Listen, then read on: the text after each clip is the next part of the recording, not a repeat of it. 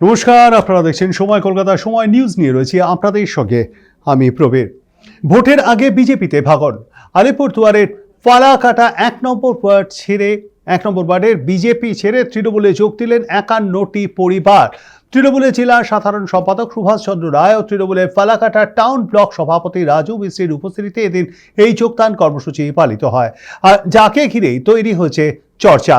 তৃণমূলের দাবি, স্থানীয় উন্নয়নমূলক কর্মকাণ্ড এবং রাজ্য সরকারের বিভিন্ন জনমুখী প্রকল্পে আস্থা রেখে এই পরিবারগুলি দলে সামিল হয়েছে। বিধানসভা নির্বাচনের আগে বিজেপির দলীয় কর্মীরা শাসক দলে যোগ দেওয়ায় এই এলাকায় শক্তি আরও বাড়ল বলে দাবি তৃণমূল কংগ্রেসের।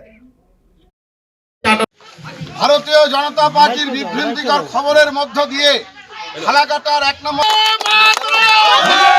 সালাম জানাই।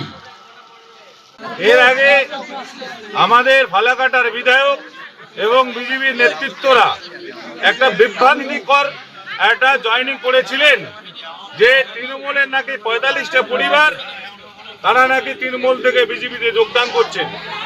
সবটাই ভুয়ো। এই ১ নম্বর ওয়ার্ডে একটা কাজ করতে পারিনি, আজকে মিথ্যা কথা বলে আজকে মানুষকে বিভ্রান্তি করার চেষ্টা করছে। আমরা তাদেরকে ধিক্কার জানাই।